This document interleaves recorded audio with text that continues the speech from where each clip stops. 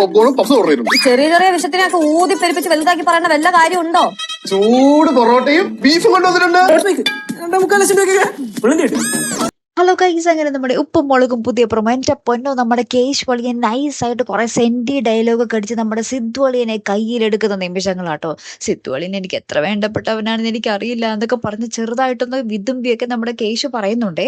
അപ്പം തന്നെ നമ്മുടെ സിദ്ധു വളിയൻ കേശു പറയുന്നതൊക്കെ കേൾക്കാൻ തുടങ്ങി. ചെറിയൊരു വിശപ്പ് എന്ന് പറയുമ്പോൾ പൊറോട്ടയും ബീഫും, പിന്നെ കൂട്ടുകാരായിട്ട് ഔട്ടിങ്ങിന് പോകണമെന്ന് പറയുമ്പോൾ അവർക്കൊക്കെ തിന്നാൻ വേണ്ടി പപ്സും പോപ്കോണും, അങ്ങനെ സകലമാന സാധനങ്ങളും നമ്മുടെ സിദ്ധു വളിയൻ ഓർഡർ ചെയ്ത് നമ്മുടെ കേശുവിന് മേടിച്ചു കൊടുക്കാൻ തുടങ്ങി. എന്തെങ്കിലും ചെറിയ കാര്യം ആവശ്യപ്പെട്ടാൽ പോലും അതിന് ഡബിൾ ആയിട്ട് മേടിച്ചു കൊടുക്കാൻ തുടങ്ങിയിട്ട്. അപ്പൊ ഇത് കാണുമ്പോൾ നമ്മുടെ ലച്ചു പറയുന്നുണ്ട്, ഒരു ചെറിയ വിശപ്പ് പോലും നിനക്ക് ഇങ്ങനെ ഊതിപ്പെരുപ്പിച്ച് പറയേണ്ട ആവശ്യമുണ്ടോ എന്നൊക്കെ ഇങ്ങനെ ചോദിക്കുകയാണ്. ലാസ്റ്റ് നമ്മുടെ കേശു ആണെങ്കിൽ ഈ സിദ്ധുവളിന് ഈ ഒരു സ്വഭാവം മുതലാക്കിക്കൊണ്ടിരിക്കുകയാണ്.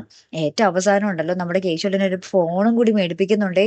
ഒരു 60,000 രൂപയുടെ ഒരു ഫോണ് നമ്മുടെ സിദ്ധുവിനെ കൊണ്ട് ഓർഡർ ചെയ്യിപ്പിക്കുന്നുണ്ട്. ലാസ്റ്റാണ് നമ്മുടെ സിദ്ധുവളിനെ നമ്മുടെ കേശുവിന്റെ ശരിക്കും മനസ്സിലിരിപ്പ് മനസ്സിലാകുന്നത്.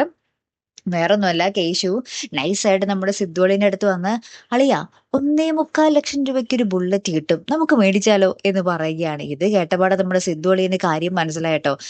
കേശു വളിയൻ തന്നെ വെറുതെ പിഴിഞ്ഞുകൊണ്ടിരിക്കുവാണ്. അപ്പൊ നമ്മുടെ സിദ്ധു നമ്മുടെ കേശുവിന് ഒറ്റ നോട്ടം ഇങ്ങനെ ഉരുകുന്ന പോലെ ഒരു നോട്ടം നോക്കുന്നുണ്ടേ. അപ്പൊ ഇനി എന്തൊക്കെ സംഭവിക്കും എന്നുള്ളത് കണ്ടു തന്നെ അറിയാട്ടോ. കാത്തിരുന്ന് തന്നെ കാണുമ്പോൾ അടുത്തൊരു വീഡിയോയുമായി വരുന്നത് വരയ്ക്കും ഗുഡ് ബൈ.